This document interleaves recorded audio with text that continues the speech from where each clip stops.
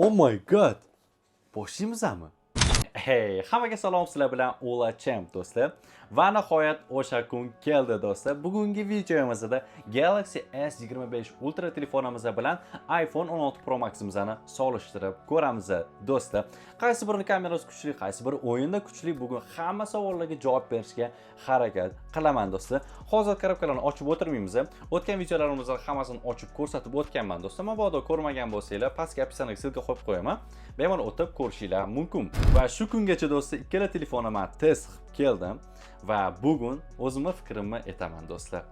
Xo'sh, birinchi bo'lib Galaxy S25 Ultra telefonimizni test qilishi boshimiz. Test qilishimizdan oldin o'zi PUBG Mobile o'yiniga necha sekundda va qaysi biri test kirar ekan, hozir shuni tekshirib ko'ramiz.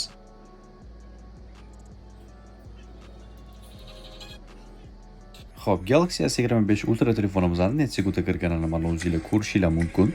Ana endi iPhone 16 Pro Max'imizda necha sekundda kirar ekan, hozir shuni tekshirib ko'ramiz.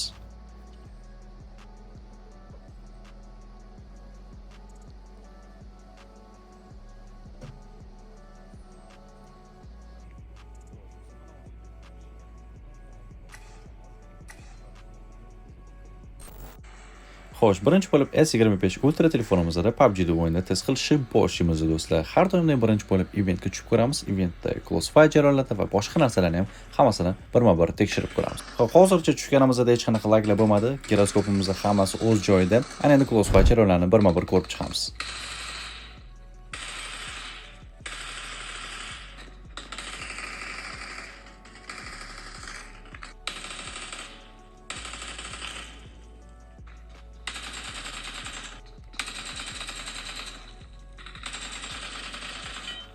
To'g'risini aytsam do'stlar, S25 Ultra telefonimizning Crossfire jarayonlarida hech qanaqa laglarni sezmadim do'stlar. Agar qanaqadir kamchiliklar sezib qolsanglar do'stlar, shu zahoti kommentariyada yozib qoldiringlar. Xo'p, ana endi oldimizda turgan odamni granatada portlatib ko'ramiz va telefonimizda laglar bo'ladimi? Hozir shuni tekshirib ko'ramiz.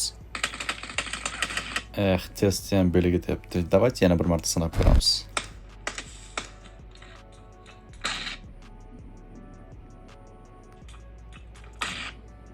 Oldimizda turgan odam granata bilan portlatganimizda ham hech qanaqa laglar bo'lmayapti do'stlar.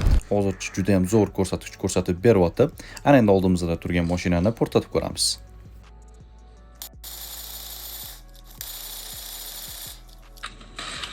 Oldimizda turgan mashinani portlatganimizda ham hech qanaqa laglar bo'lmadi do'stlar. Va ana endi iPhone 16 Pro Max'imizni tekshirib ko'ramiz va bunda ham birinchi bo'lib eventga tushib ko'ramiz va Crossfire jarayonlarini ko'rib chiqamiz do'stlar. Xo'sh, do'stlar, eventga tushib oldik. Hozircha hech qanaqa laglar yo'q. Giroskopimizda hammasi o'z joyida do'stlar. Ana endi Crossfire jarayonlarini ko'rib baho beramiz do'stlar.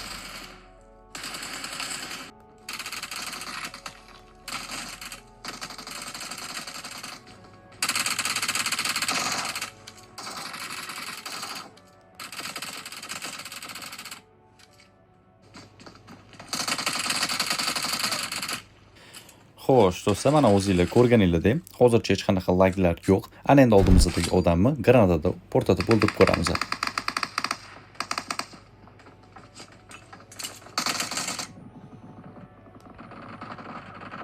Yana bir marta test bo'liga tepdi. Yana bir marta sinab ko'ramiz.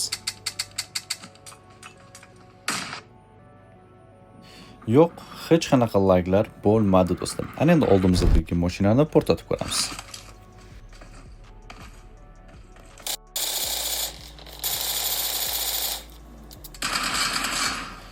To'g'risini aytsam, hech narsa sezmadim do'stlar. Kelinglar yana bir marta sinab ko'ramiz.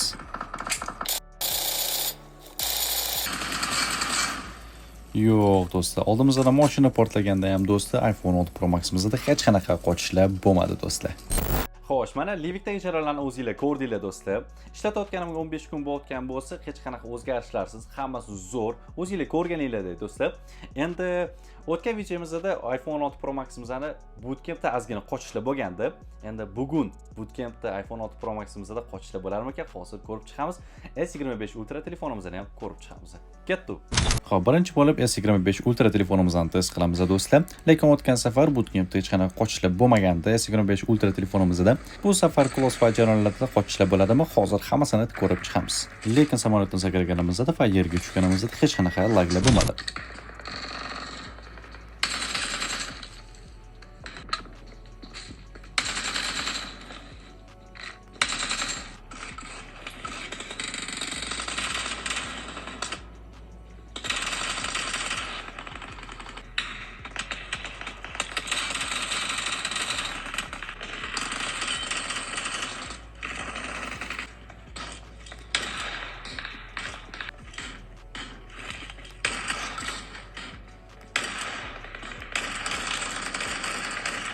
Xo'sh, do'stlar, bu safar ham S25 Ultra telefonimizda qochishlar, layklar umuman kuzatilmadi. Juda ham zo'r ko'rsatkich. Ana endi iPhone 16 Pro Max'imizni tekshirib ko'ramiz. O'tgan safargi videomizda do'stlar samolyotdan sakraganimizda layklar bo'lgandi, lekin hozir iPhone 16 Pro Max'imizda hech qanaqa layklar kuzatilmadi. Juda ham zo'r. Ana endi Closewise jarayonlarini birma-bir ko'rib chiqamiz.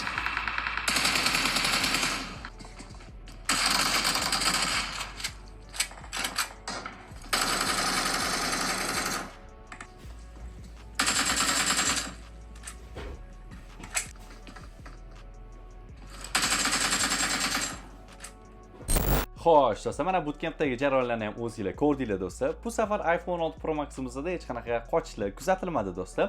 Lekin bugun S25 Ultra telefonimizda stabilni 120 FPS ishlamayapti degan savol tug'ildi do'stlar. Sababi devorlarning orqasida o'lib qolganman. Buning uchun dushmanim 200 FPS o'ynash kerak edi, to'g'risi. Stabilni 120 FPS qo'yib qo'yganman, lekin devorlarning orqasida o'lib qolganman. O'zingizlarning fikringizni kommentariyada yozib qoldiringlar. Nima deb o'ylaysiz? Stabilni ishlaydimi, ishlamaydimi? Endi bu ikkita monster telefonlarimizni kameralarini solishtirib ko'ramiz do'stlar. Tungi va kunduzgi hammasini. Ketdi. Xo'sh, 1x olingan rasmimizni ko'rishingiz mumkin. Portret rejimda olingan rasm.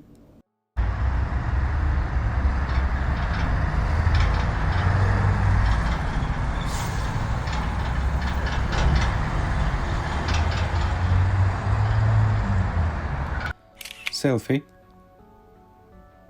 Bu esa portret rejimda olingan selfimiz.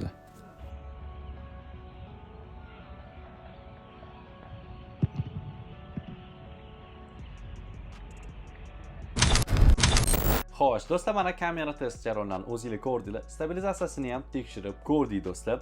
Lekin bitta narsaga amin bo'ldimki, Galaxy S25 Ultra telefonimizda iPhone 16 Pro Max'ga qaraganda rasmga tiniqroq olar ekan do'stlar. Ham yaqinlashtirgan holda, ham 1x da qisqasi rasmga cho'tka olar ekan.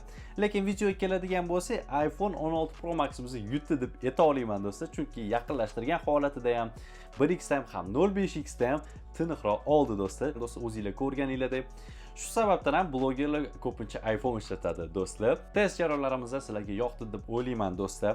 Qanaqadir kamchilik bo'lsa bizlarni to'g'ri tushunasiz degan umiddamiz. Videomizga like bosib, obuna bo'lib qo'yishni unutmanglar do'stlar va keyingi videomizda qanaqa telefonning obzorini ko'rishni xohlaysizlar, uni ham kommentariyada yozib qoldiringlar. Sizlar bilan Ulacham bo'ldi. Keyingi videoda ko'rishguncha, bay bay.